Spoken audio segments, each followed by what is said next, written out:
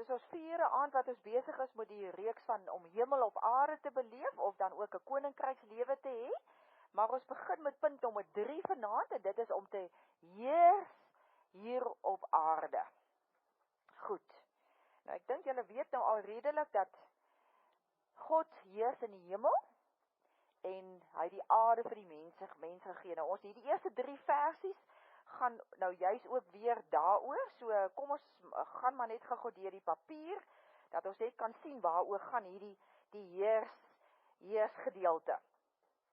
Psalm 115 vers 16 het ons al van tevore gelees, die hemel is net vir die Here, maar die aarde het hy vir die mense gegee. Goed, so dis die plek wat die mens op moet bly, dit is die aarde.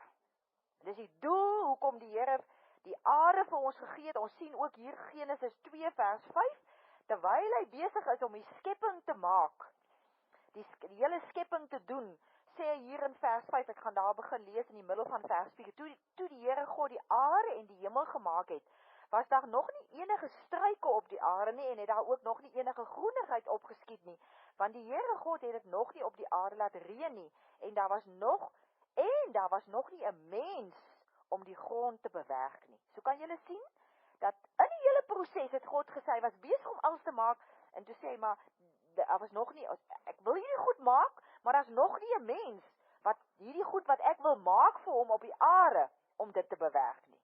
So hy die mens nodig hier op die aarde, dis die boodskap. En kom ons blaai na Jesaja 45 toe. Jesaja 45, en ons lees hier vers 18. So sê die Here, hy wat die hemel geskep het, hy wat alleen God is, hy wat die aarde gevorm en gemaak het, dit gereed gemaak, geskep het, dit gevorm het, nie om leeg te wees nie, maar om bewoon te word. Ek is die Here, daar is geen ander God nie. Nou die rede hoekom ek hierdie versies beklemtoon is om vir jou te sê, dat die plek waar iemand woon, is die plek wat aan hom gegee word, die gebied wat vir hom gegee word, waar hy moet heers. So God het die aarde vir die mens gegee, sodat ons hier moet heers, nie in die hemel nie, geen ander plek nie. Dis hoekom ons die konings is met 'n klein lettertjie. Onthou julle, die heel eerste aand toe ons daar gepraat het? God is die groot koning, wat in die hemel heers, ook op die aarde heers, maar ons is sy verteenwoordigers hier op die aarde. En omdat ons hier woon, is dit die plek waar ek en jy moet heers, en ons gaan nou kyk na die verskillende skrifte, wat vir ons daai boodskap baie duidelik gee. Ons het dit al reeds gedoen, kom ons blaai gou vinnig weer na Genesis 1 toe, vers 26, toe het God gesê, kom ons maak die mens as ons verteenwoordiger, ons beeld, sodat hy kan heers oor die vis in die see, die voëls in die lug, die makdiere, die wilde diere, en al die diere wat op die aarde kruip. Vers 28, toe het God hulle geseën, en vir hulle gesê, wees vrugbaar, word baie, bewoon die aarde en bewerk dit, heers oor die vis in die see, oor die voëls in die lug, oor al die diere van die aarde, ook oor die diere wat op die aarde kruip. So die doel van die mens is, die opdrag is, dat ons moet vrugbaar wees, en die aarde moet bewoon en bewerk, en dat ons moet heers. So sien julle, die hele heers ding is deel van die doel van God, wat hy het vir die mens hier op aarde. Kom ons blaai nou na 'n nuwe versie toe, wat ons nou nog nie gelees het, en dit is Psalm 8 vers 7.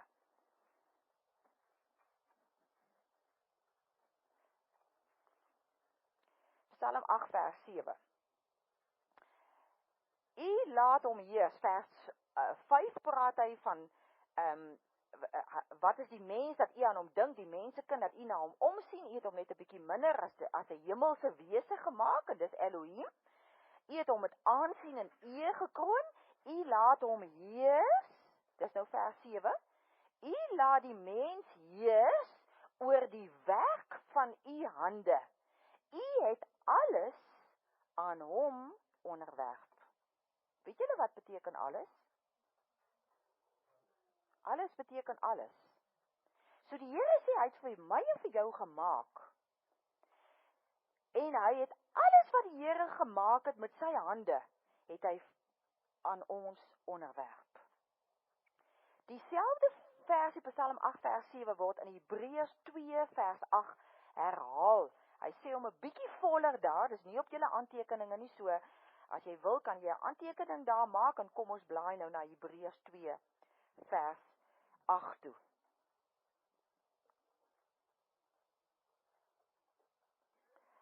Hebreërs 2 vers 8.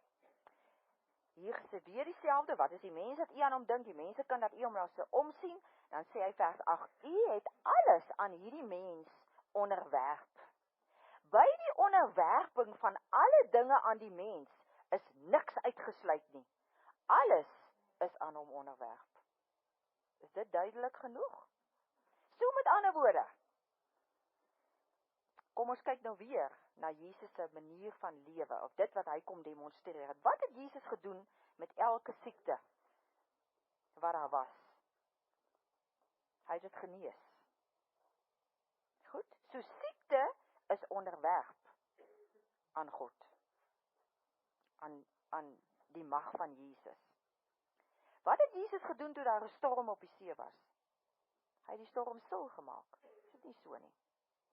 Wat is die opdragte wat hy vir die disippels gegee het? Hy het gesê, gaan wek dooies op. So selfs die dooies het ons die mag oor. Hy praat hier in Genesis 1 oor die diere. Wat gaan jy maak as 'n leeu op jou afstorm? 'n werklike leeu. Gaan jy hardloop omdat jy bang is? Of gaan jy jou mag en autoriteit gebruik, wat die Here sê, dat jy moet heers oor die wilde diere in die veld? Huh?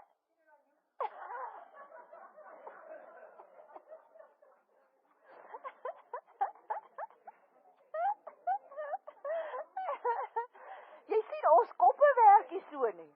Ons koppe werk nie so nie. Maar dis wat die woord vir ons sê. Nee, hy hoef nie. Hy hoef nie. Dis nie 'n taal. Die taal wat hom laat stop nie. Dis die autoriteit.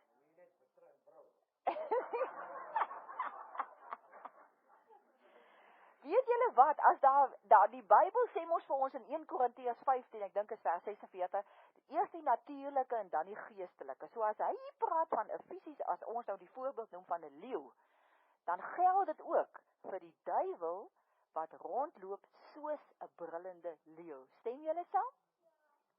Wonderlik. Kry daar 'n amen. So, die duiwel is aan ons onderwerp. Hoekom is ons bang vir die duiwel? Ons nee. Is jy bang vir die regte leeu as vir die duiwel? Daar sal Mariete in. Weet julle ook ons sondige natuur? Die sondige natuur wat in jou is. Jy het mag om te heers daaroor. Onthou julle in Genesis 4, die hele storie van Kain en Abel. Kain se offer is nie aanvaar nie, né?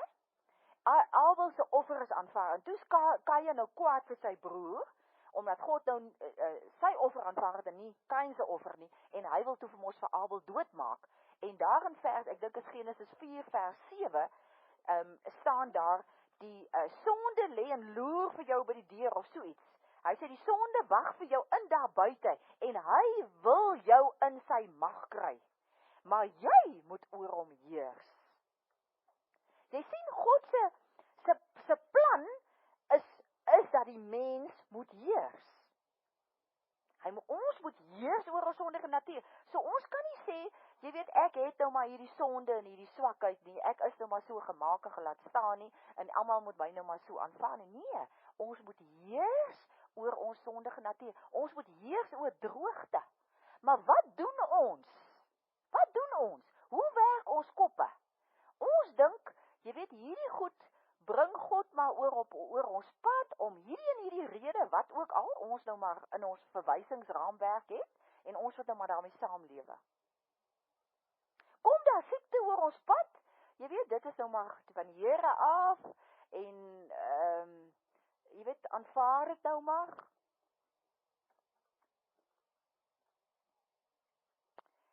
Ek ek is bly, daar's 'n klomp van julle wat weet dat dit nie die waarheid is nie. Ons gedagtes. Weet jy dat jy het mag om te heers oor jou gedagtes? Wanneer jy iets dink, kan jy besluit hoe lank jy daaroor wil dink, en wanneer jy wil stop. Niemand anders is in beheer van jou gedagtes nie. Die Here is nie in beheer van jou gedagtes nie. Toe Jesus op 'n Nasaret was, en hy wil die mense daar gesond maak, toe dink hulle die hele tyd, het was in hulle gedagtes en dis waaroor hulle gepraat het, want dit wat 'n mens dink is waaroor jy praat. Toe dink hulle, hy is mos maar net die seun van Josef. Wie's hy nou om hier te kom gesond maak? Het Jesus toe gesê, julle moet anders dink. Hy het niks gesê nie, wat het hy gedink? Wat het hy gesê? Hy het gesê, van wie hulle ongeloof, kan ek nie hier genesings doen nie, en hy het weggestap. Dit is presies dieselfde wat met ons gebeur. Wat doen ons met ons vrese? Nou is ek bang vir 'n ding. Jy is in beheer of jy langer daai ding wil vrees, en of jy daai vrees net daar gaan stop, en sê, ek gaan nie meer hierdie ding vrees wat ek vrees nie. Want wat is die beginsel van die Bybel? Dit wat jy vrees, dit gaan oor jou kom. Maar wanneer daai vreesgedagtes by jou kom, wanneer dit ontstaan alles met gedagtes, is jy in beheer daarvan om dit te stop of dit te laat aangaan. Ek het nie geweet wanneer ek hierdie ding moet vir julle net so 'n bietjie deurgaan nie. Dit is 'n onderwerp waaroor al baie geredeneer is en waaroor ons al baie gefight het. En dit gaan oor die mag van God en die heerskappy van God, of dan nou die soewereiniteit van God. En ek het so 'n tyd terug gehoor dat Andrew Wommack daaroor gepraat het. Nou ek het verskriklik baie respek vir Andrew Wommack. Ek weet nie of julle vir hom ken nie. Hy is 'n man wat absoluut die woord ken. En hierdie is 'n stuk, julle kan gerus op sy webwerf ingaan, dis www.awme.net. Julle kan gerus daar gaan kyk. Hierdie gaan oor the sovereignty of God. Ek gaan gou vir julle hier lees. Hy begin hierdie storie oor 'n vriend van hom wat wie se vrou dood is aan kanker, dink ek. En op die ou end het hy gesê hy het hom maar vrede daarmee gemaak, want dit was nou alles die wil van die Here gewees, en hy het nou hier so staan, he had resigned himself to the sovereignty of God. Jy weet, God is in beheer, God het hierdie siekte gebring, so dis nou maar hoe dit is, en ons moes dit nou, hy moes dit nou maar so aanvaar. En nou sê hy ek gaan vir julle lees hier so, I believe this is the worst doctrine in the church today.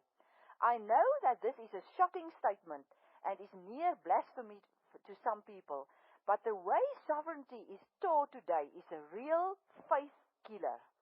The belief that God controls everything that happens to us is one of the devil's biggest inroads into our lives.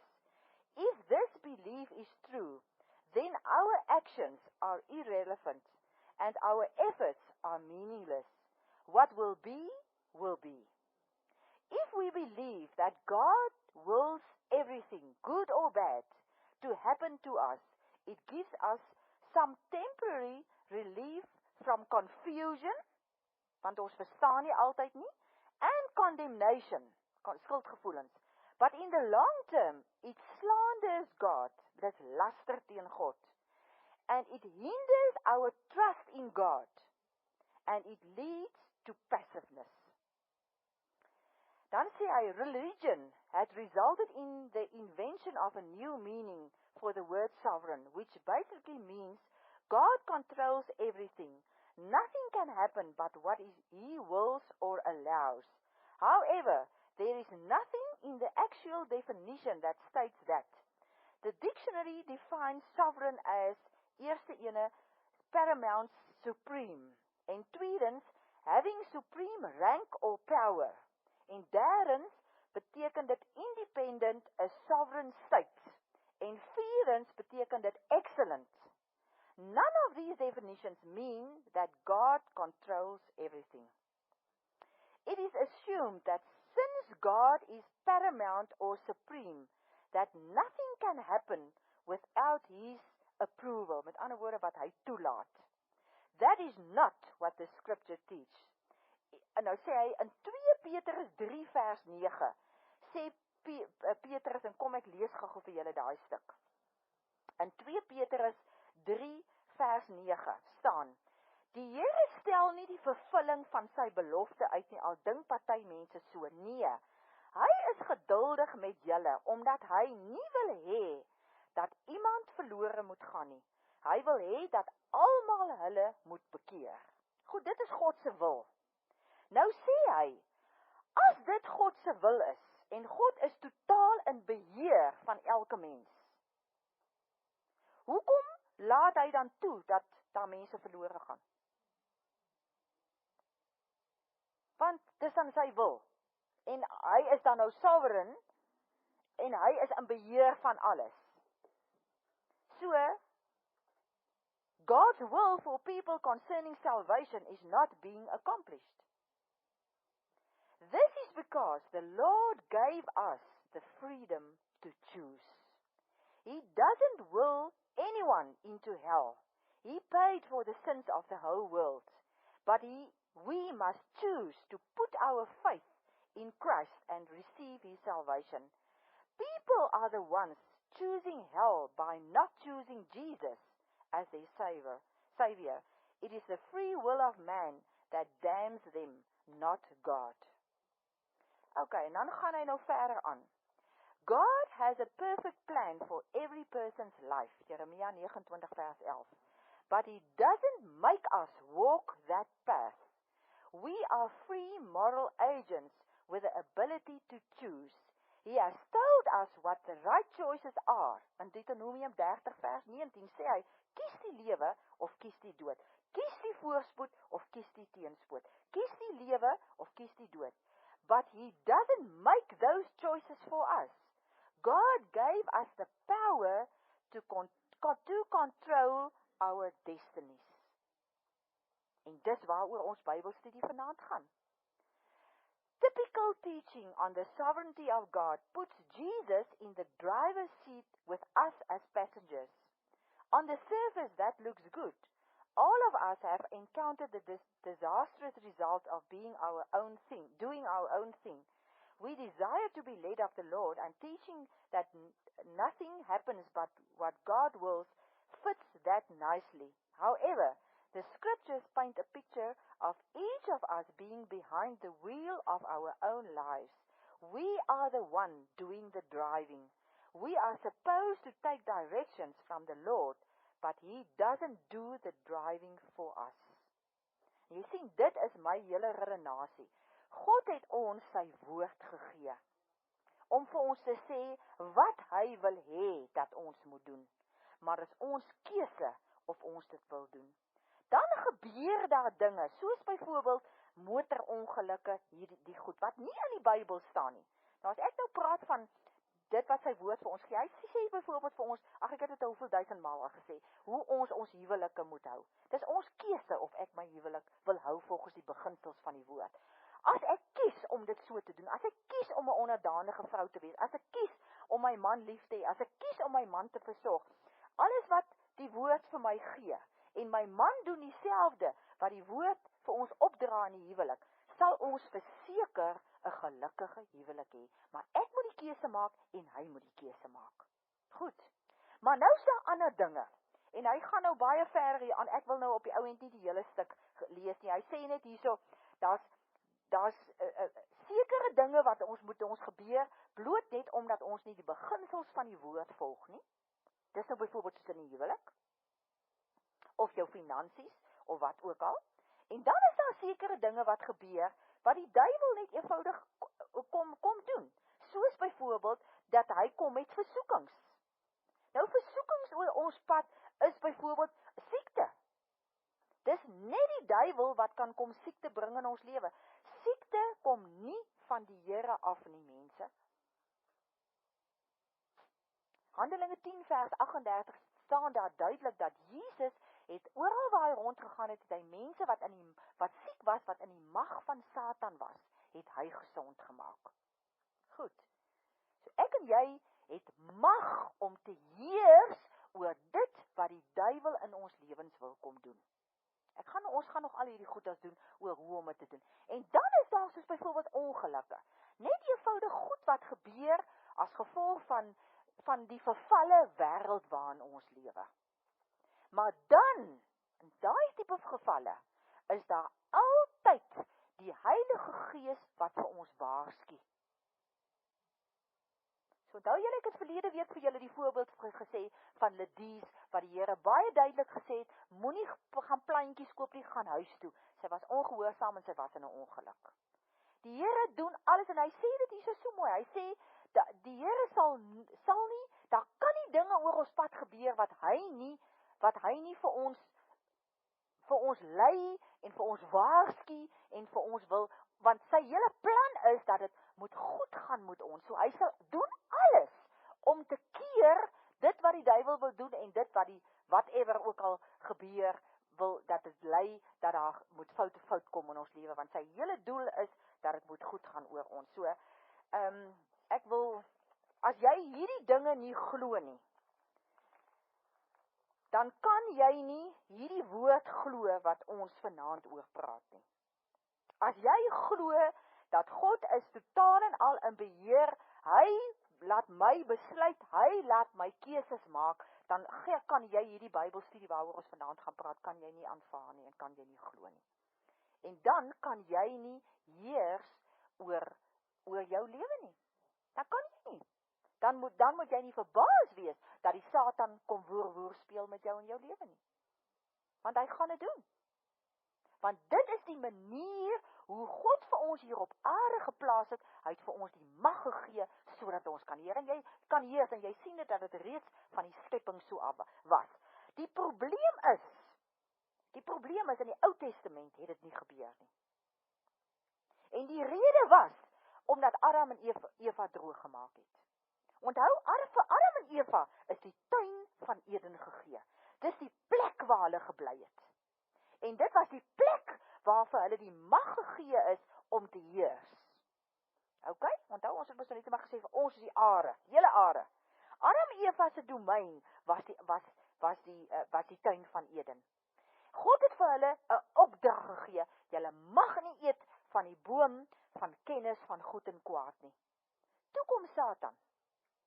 En Satan sê, bring verwarring by hulle. Het God regtig gesê? Altyd twyfel in dit wat God gesê het. Altyd. Dis hoe die versoekings kom oor ons pad. Dis hoekom die enigste manier hoe ons 'n versoeking kan weerstaan is deur te sê, daar staan geskrywe. Om te weet wat die woord vir ons sê. Ok. Goed.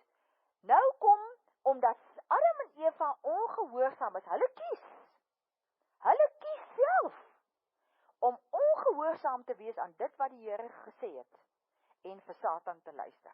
God het nie uit die hemel uitgekom en daar by Adam en Eva kom staan. God het baie met hulle gewandel. God het dit nie op daai stadium gedoen nie, want hy het die mens gemaak om keuses te maak. Hy het nie by hulle kom staan, terwyl Satan daar moet hulle praat, en vir hulle sê, het God regtig gesê? Het God nie daar gekom en gesê, luister, jy moet nou net asseblief reg kies nie? Moet nou nie luister wat sê hierdie Satan vir jou nie? Nou net soos wat God het nie daai tyd gedoen het nie, doen God het ook nie vandag nie.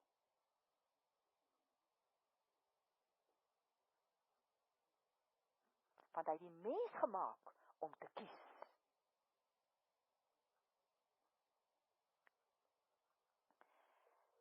Goed, so in die Ou Testament het die mense nie geheers nie, ek wil nie aan al die detail ingaan nie, want hulle was onder die wet, en toe die wet ook vir die mense gegee is, en daai tyd het hulle ook byvoorbeeld gesê, hulle wil nie met God praat nie, so daar was nie verhouding nie, daar was geen onderwerping nie, hulle moes maar net die wet gehoorsaam, en as jy onder die wet is, kan jy die heers nie, want dan fokus jy in om die wet te gehoorsaam, en dit gaan glad nie, want jy is of onder die wet, of jy is onder die Heilige Gees.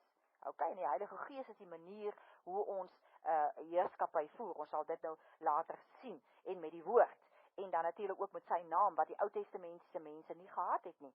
Maar as jy kyk op jou aantekeninge, ook al het die Ou Testamentiese mense nie geheers nie, was dit God se aanvanklike plan nog al die pad. daarom dat Jesus aarde toe gekom het.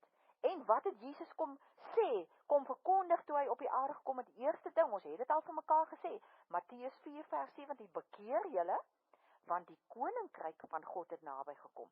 Wat hy eintlik maar basies sê is, julle moet anders te beginne dink.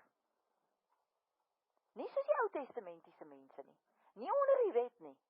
Want ek wil hê, julle moet weer hemel op aarde beleef. Ek wil hê, dat soos wat ek die mens geskaap het, moet julle weer in julle lewens beleef. Dis ook hoekom hy hier in 1 Petrus 2 vers 9 gesê het, julle is 'n koninklike priesterdom. Die Here het vir ons aangestel om te heers op die aarde as konings. Koninklike priesterdom. Dis wat ek en jy veronderstel is om te wees.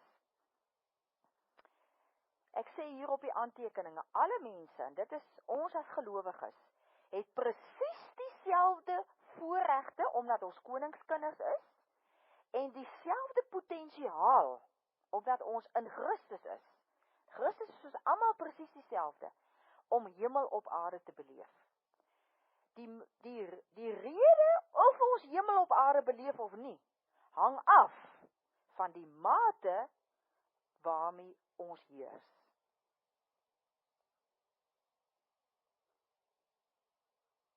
Want daar is 'n Satan wat nie wil hê dat ons moet heers nie.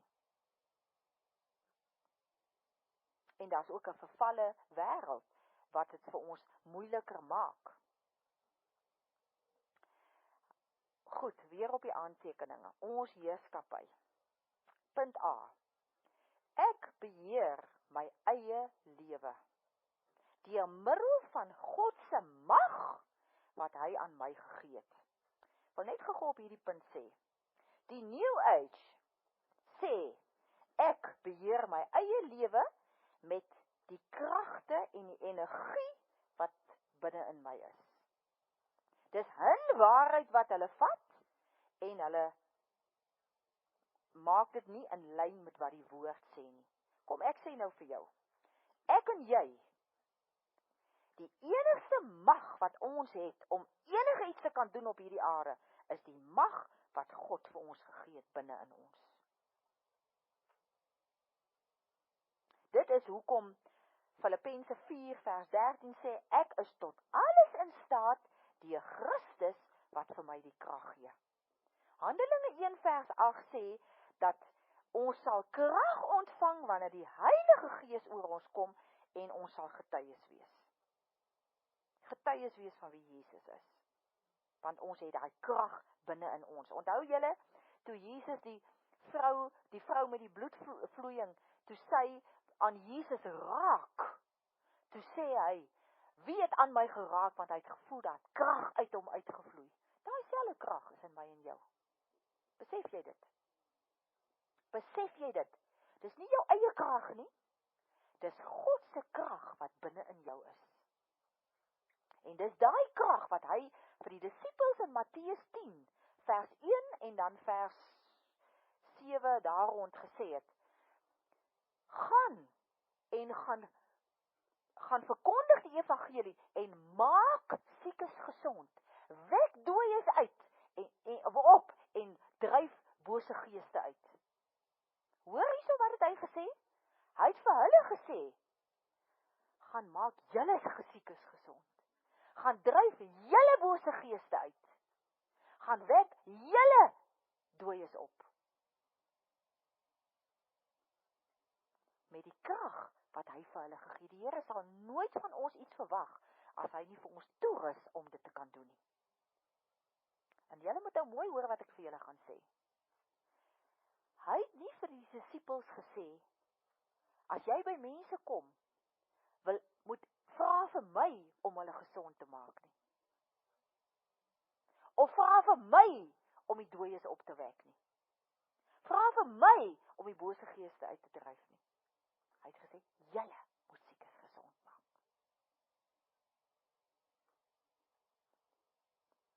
Ons gaan later sien hoe ons dit moet doen en wat die terminologie ons moet gebruik om dit te doen. So ek kan nie nou daar by iemand kom en sê, ek maak vir jou gesond nie, Susan.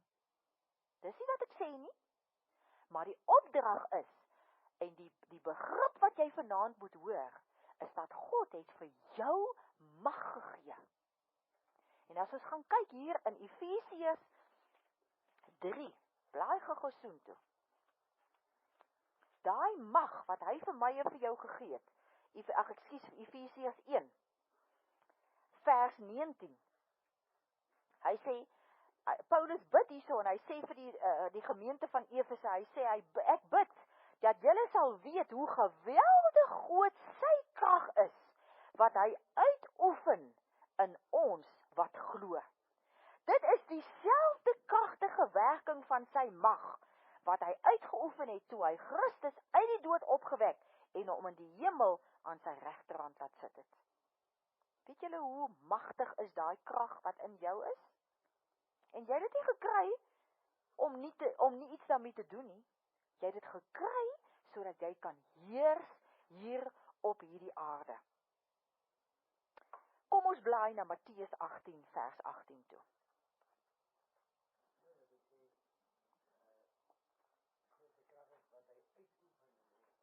Dis reg. Maar ek moet dit gebruik sodat hy dit kan uitoefen. Dis sy krag. Jy sien, ons kan nie, moenie dit verwar met New Age nie. New Age sê, dis jou krag. Die kinders van die Here sê, nee, dis God se krag in my. Daar's 'n verskil.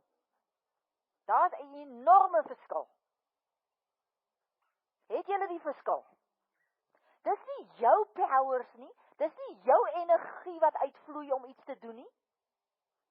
Dis God se krag wat deur jou werk.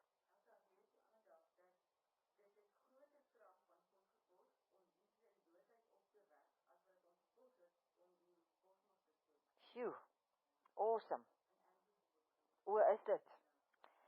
Kom ons kyk gou hier maar ons eerste versie hieroor. Hoe beheer ek my eie lewe? Matteus 18 vers 18. Dit verseker ek julle, as die Here dit sê, dan bedoel hy wat hy sê. Hy kom sê vanaand vir ons, dit verseker ek vir julle. Wat julle ook al op die aarde toesluit, sal in die hemel toegesluit bly. En wat julle ook al op die aarde oopsluit, sal in die hemel oopgesluit bly. Goed.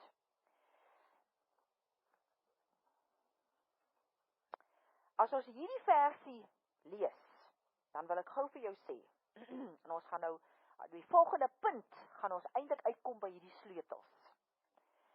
Maar, toe jy die dag tot wedergeboorte gekom het, en dit lees ons nou in Johannes 3 vers 3. Jy kan maar gou soontoe blaai. Johannes 3 vers 3. Staan hier, dat, daarop sê Jesus vir hom, dit verseker ek jou, as iemand nie opgeniet gebore word, kan hy die koninkryk van God nie sien. Die dag toe jy tot wedergeboorte gekom het, het jy 'n bos sleutels gekry. En daai bos sleutels het jy 'n sleutel gevat om oop te sluit, om in die koninkryk van God in te gaan. Goed, dis wat hier gebeur met wedergeboorte. Dis jou intrede om deel te wees van die koninkryk van God. Maar dis een sleutel. En met daai sleutel is jy basies in die voorportaal van die koninkrykshuis.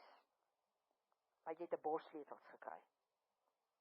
En sleutels is mag. Die simbool van sleutels is mag en autoriteit en om te beheer. Elke ander sleutel wat jy gekry het, maak 'n ander deur oop. En dis waarvan Matteus 18 vers 18 praat. Wat julle ook al op die aarde toesluit, sal in die hemel toegesluit bly. Nou wil ek hê, jy moet gou blaai na Efesiërs 1 vers 3 toe.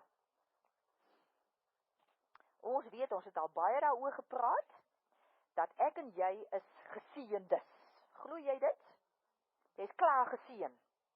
Dis nie dat die Here nou nog elke dag vir jou moet kom seën. Jy is geseënd. Die mate wat jy dit glo, is die mate wat jy dit gaan beleef in jou lewe.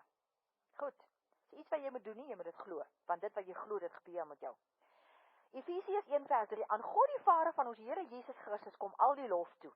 Hy het ons in Christus geseën, met al die seëninge van die Gees, wat daar, waar is? In die hemel is.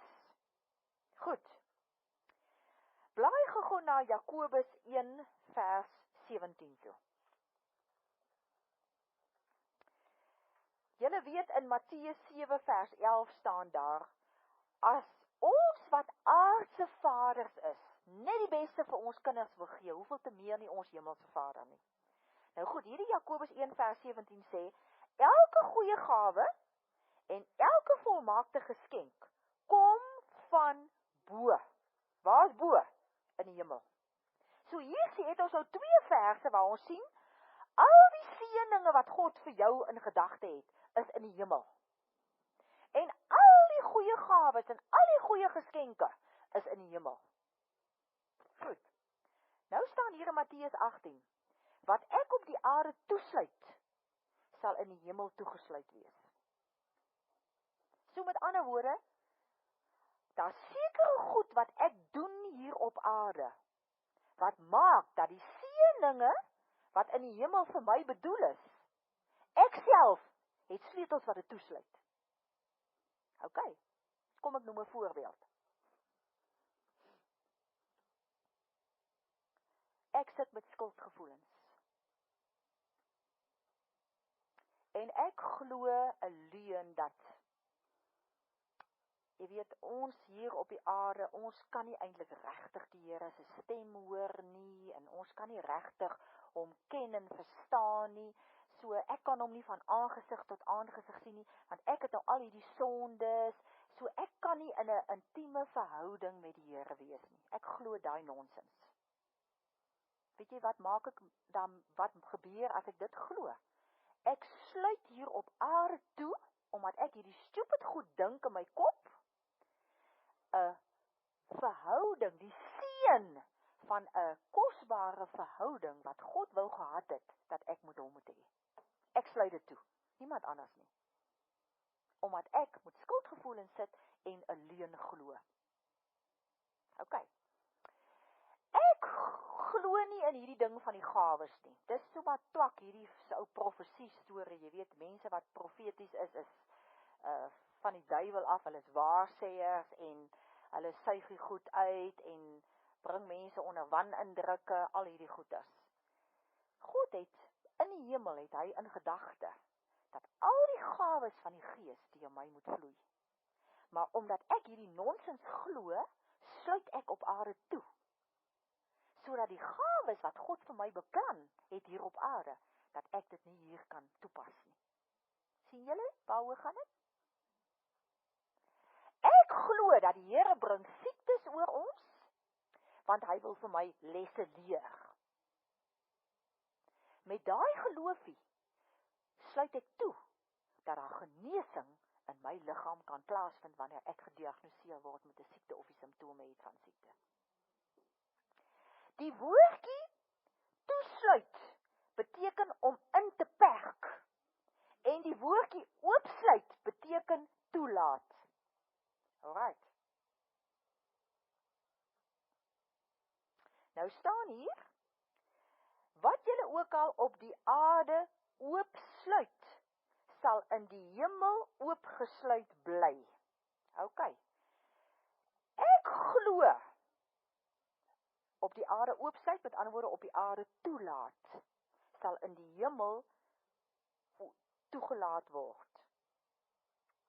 Ek glo dat die Here is my bron, hy het my geseën, hy wil net die beste vir my hê, so oor my lippe en in my gedagtes kom nooit iets van, ek het nie geld nie, of jy weet, ons is maar gemaak om swaar te kry nie, of, jy weet, ek vrees hierdie bankrotskap, ek vrees dat ek gesekweseer gaan word, ek vrees dat my besigheid tot niet gaan. Dit gaan is in my gedagtes, en ek oordink dit, wanneer ek sien ek is in die rooi, dan kom hier die angs, en dan begin ek al gesels oor, of ek maak plannetjies, jy weet, hoe gaan ek nou uit hierdie moeilikheid uitkom, want ek sit met hierdie vrese. Kan jy sien, ek laat toe, hier op die aarde, dat die seën wat God eintlik moet hê vir my, het vir my finansies, dat dit nie na my toe kan kom nie. Die teenoorgestelde is ook waar. Wanneer ek sien ek is in finansiële moeilikheid, my besigheid, dit gaan nie so goed met my besigheid nie, en ek, hier op die aarde, vat ek 'n sleutel en ek sluit nou oop dit wat God vir my het as bron, en ek sê, ek vertrou op die Here. Ek weet, hy gaan hierdie besigheid van my, ek bid vir wysheid, dat hy gaan dit omswaai, en hier gaan 'n nuwe mense kom in my besigheid, ek gaan nuwe klandisie kry, ek gaan whatever ook al. En ek begin daarvolgens dink, en daarvolgens spreek, en die Here daarop vertrou, dan laat ek self toe hier op aarde, dat dit wat God vir my hier in die hemel, die seëninge het, dat dit in my lewe manifesteer. Dis presies wat hierdie versie beteken. Weet julle wat is die probleem? Hoekom ons sukkel om hierdie goed te glo en te dink? Blaai terug na Matteus 16 toe, 2 bladsye vorentoe.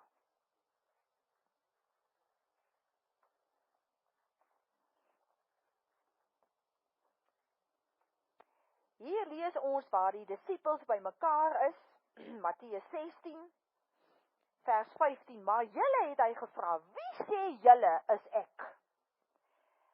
Simon Petrus het geantwoord, u is die Christus, die Seun van die lewende God. Gelukkig is jy Simon Bar-Jona, het Jesus vir hom gesê, want dit is nie 'n mens wat dit aan jou geopenbaar het nie, maar my Vader wat in die hemel is. En ek sê vir jou, jy is Petrus, en op hierdie rots sal ek my kerk bou, en die magte van die doderyk sal dit nie oorweldig nie. Ek sal aan jou die sleutels van die koninkryk van die hemel gee, en wat jy op die aarde toesluit, sal in die hemel toegesluit bly, en wat jy op die aarde oopsluit, sal in die hemel oopgesluit bly. Sien julle dieselfde versie? Wat het gebeur dat God vir Petrus gesê, Jesus vir Petrus gesê, ek gee vir jou hierdie sleutels? Die feit dat Petrus geweet het, u is die Christus, die Seun van die lewende God. Met ander woorde, Petrus het gesê, Jesus, ek ken u, as die gesalfde, as die Seun van God, die almagtige ene. En dit is die probleem. Dit is die geheim om hoe ek en jy sleutels in ons hande kan kry. Hierdie sleutels van die koninkryk, deurdat ek en jy vir God ken. Mense, onthou julle nog van Matteus 17 vers 3? Daar staan, en dit is die ewige lewe, om vir Jesus Christus en God die Vader te ken. Te ken? Te ken? Te ken? Ek ken hom as my bron, ek ken hom as my geneesheer, ek ken hom as die een wat vir my wil gebruik hier op aarde, met sy mag, en met sy gawes, en wat ook al.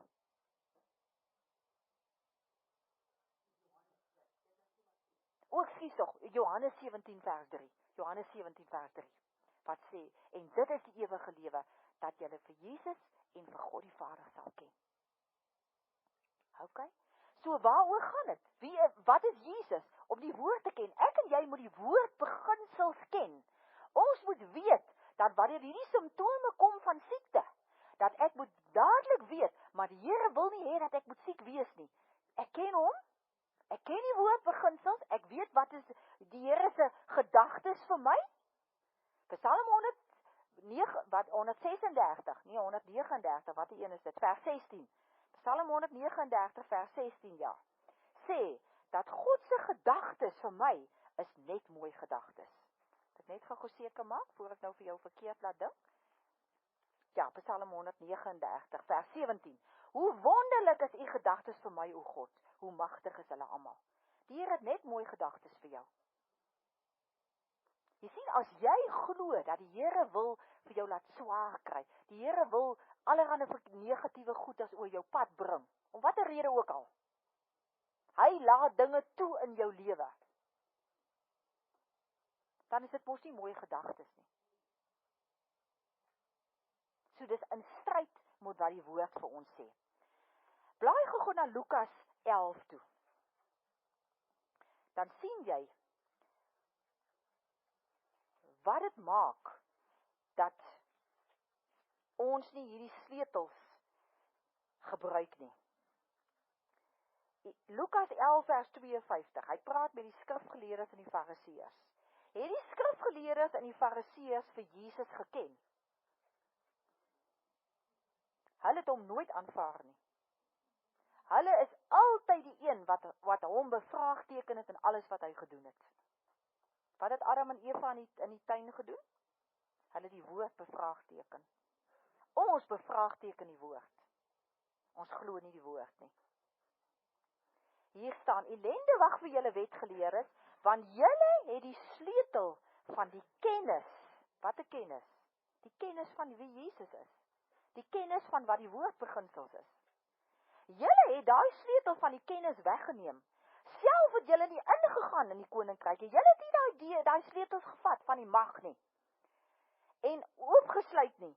En die wat wel wou ingaan, vir julle het julle verhinder.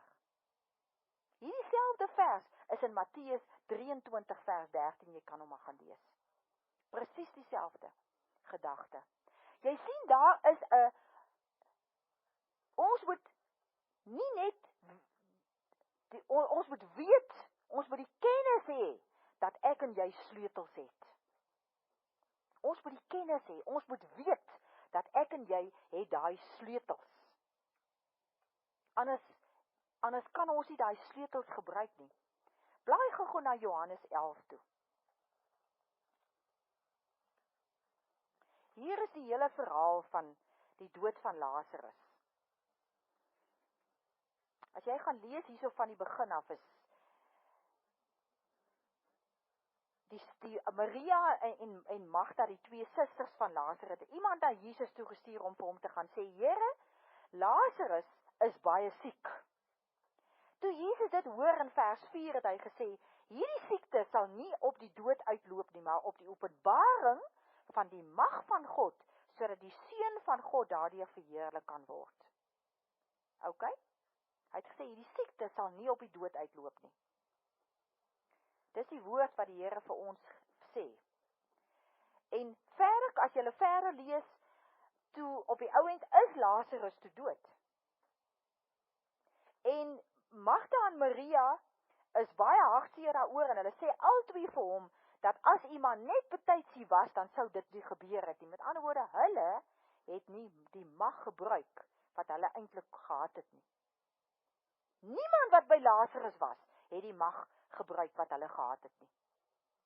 Nie om die siekte, omdat Lazarus genees moet word nie, en toe hy dood is ook nie, dat hy moet opstaan uit die dode uit nie. En hierin van vers 33 af sien ons dat Maria, toe Jesus sien dat Maria huil, het hy ook gehuil, en Jesus kom vra, waar het julle hom begrawe? Hulle het vir hom gesê, Here, kom kyk, en Jesus het gehuil. Die Jode sê vir hom, kyk hoe lief het hy hom gehad. Party het ook gesê, hoor hierso, dit is nou so typies, hoe so baie van ons mense redeneer. Party van hulle het ook gesê, kon hy, wat die oë van die blinde man genees het, dan nie ook gemaak het, dat hierdie man nie sterwe nie. Typies, ons wat sê, maar kon die Here dan nou nie iets gedoen het nie? Ja, die Here kan dit doen, maar hy het vir my en vir jou die mag gegee, die sleutels gegee, om hier op aarde toe te sluit, en oop te sluit. Ja, ek ben in Matteus het die Here al vir hulle gesê, ek gee vir julle die mag, ja. Toe hy hulle uitgestuur het, nadat hy hulle gekies het, het hy vir hulle die mag gegee. Nee, hy het definitief. Jesus se gemoed het weer vol geskiet, toe hy by die graf kom, en ek glo hy het gehuil, omdat hierdie disippels nie gedoen het, wat hulle opdrag was, wat hulle moes gedoen het nie. Jesus sê, toe rol die klip weg, maar in elk geval in vers 40, Jesus sê toe vir haar, het ek nie vir jou gesê, as jy glo, sal jy die openbaring van die mag van God sien nie. Jy sien, wat is ons probleem? Ons glo nie. Presies dieselfde van Adam en Eva in die paradys. Hulle het nie geglo wat God vir hulle gesê het nie. God het vir hulle gesê, moenie eet van hierdie boom nie. Want as julle eet, sal julle sekerlik sterf. Toe kom die Satan en hy kom sê, ag, julle sal nie sterf nie. Moenie glo wat God gesê het, julle sal nie sterf nie. Hy het sommer net gejok. Net soos daar ons, mense wat sê, ja, weet jy, ek lees dat die Here vir my, ons sê, ons moenie siek wees nie, maar weet jy, ek glo dit nie. Jy het nie die kennis van die sleutels wat God vir jou gegee het nie. Jy het nie daai kennis nie.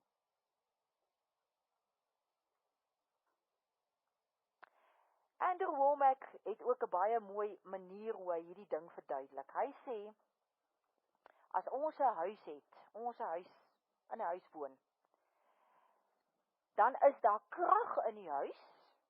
Ons kan ligte aanskakel, ons kan die stoof gebruik, ons kan goed was, daar's krag in die huis, want die munisipaliteit het reeds die krag beskikbaar gestel by die huis. Die huis is geelektrifiseer, die krag is daar. Net so is ek en jy gebedraad met die krag van die Heilige Gees. As ek en jy in die huis bly, voordat ek die stoof aansit, gaan vra ek nie eers gou vir die munisipaliteit. Munisipaliteit, mag ek nou maar hierdie krag gebruik? Nee. Of, ek soek 'n bietjie krag. Of, munisipaliteit, jy moet nou vir my kom kos maak nie. Ek het die krag by my huis. Al wat ek moet doen, ek moet dit aanskakel en gebruik. En so is ek en jy. Die Here het vir ons krag en mag gegee. Hy het vir ons die opdrag gegee om te heers. Ons moet dit net gebruik. Maar, soos ek gesê het, wat is die probleem? Ons het nie die kennis nie, ons glo dit nie, en ons wil dit nie aanvaar nie. En as gevolg daarvan, sluit ons self op die aarde toe, wat God vir ons in die hemel oopgesluit wil hê. Die hemel is basies 'n reservoir. Dis 'n garage, vol seëninge, vol goeie gawes. Alles net van die beste. Daai wat hy sê, hy beplan vir ons 'n toekoms, hy het vir ons 'n verwagting. Sukses, seën, geluk, vrede, vreugde. Goeie voorbeeld nog, is depressie. As jy in die oggend opstaan met negatiewe gedagtes, met van, ek sien nie kans vir die lewe vandag nie. Alles is negatief en jy dink negatief en alles is net depressie. Jy is geheel en al, jy het net hierdie depressiewe gedagtes. As jy aanhou met daai negatiewe gedagtes, dan het jy oopgesluit hier op aarde. Jy, net jy. Niemand anders nie.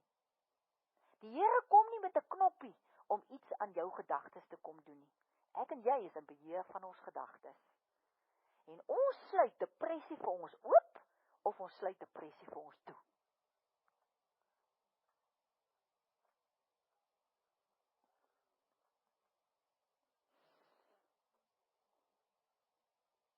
Blaai gou op ons aantekeninge. Ek gaan nie nou Lukas 10 vers 19 en Efesiërs 3 vers 20 nie. Kom ons blaai na Markus 11 vers 23 toe.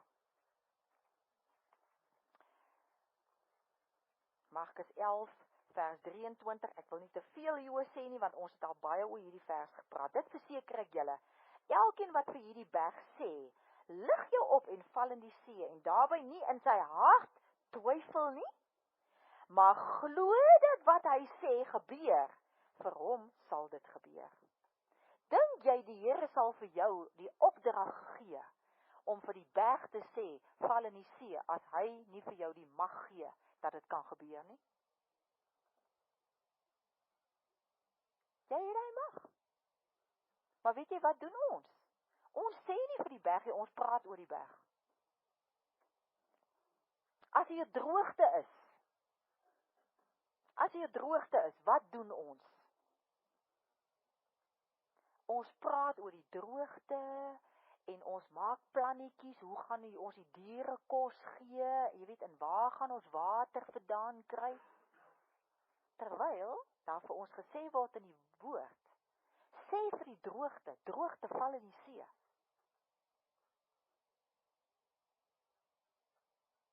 Ons doen dit nie, want ons dink nie so nie. Ons het nog nie tot bekering gekom oor hierdie goed nie.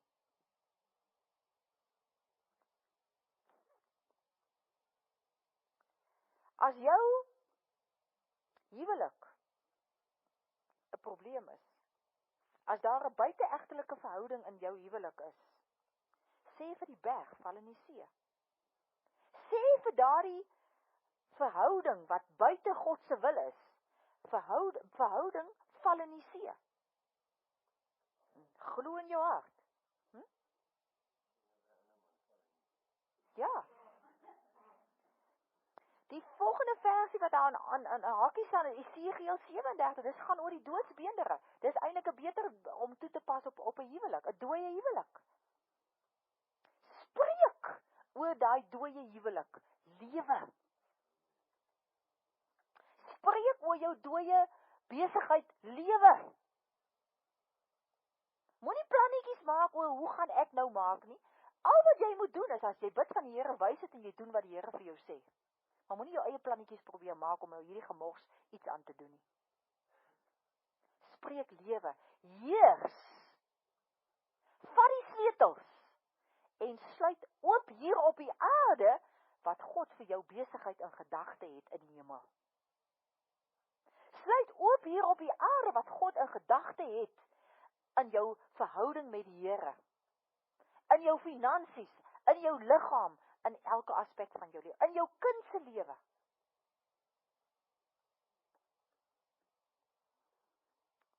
Baie interessant ook nog, ek wil weer vir Andrew Womack aanhaal. Hy het gesê, oor hierdie ding van om vir die berg te sê, val in die see. Hy sê, die probleem is baie keer dat ons heg nie waarde aan ons praat nie. Dit is as jy nou sommer net ligsinniglik goed sê. Of, dat ons vir mense byvoorbeeld sal sê, ek bel jou môre. En dan bel ek nie omdat ek vergeet nie, vergeet is 'n ander ding. Maar, ag jy weet, ek het vir hom gesê, so wat? Ek is nie lus om dit te doen nie. Jy heg nie waarde aan jou woorde nie, en hy het dit so mooi gesê. Hy sê, as jy nie waarde heg aan jou woorde nie, kan die berg nie waarde heg ook aan jou woorde nie. Want dan is daar geen gesag in jou woord nie.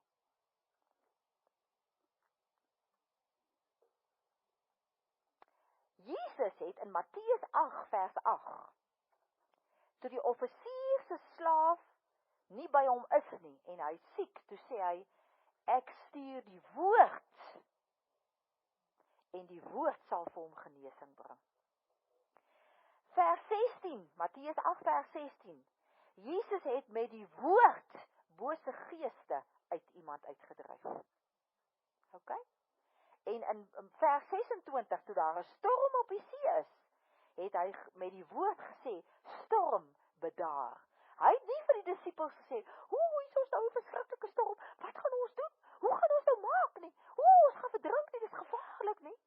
Dis wat ons sou gedoen het. Hy het gesê, storm, wees stil. Heers, autoriteit. Hy het die sleutel gebruik. En dis waarby ek en jy moet uitkom. Ons moet ongelukkig nou ophou eers hierso, maar ons gaan volgende week weer aan.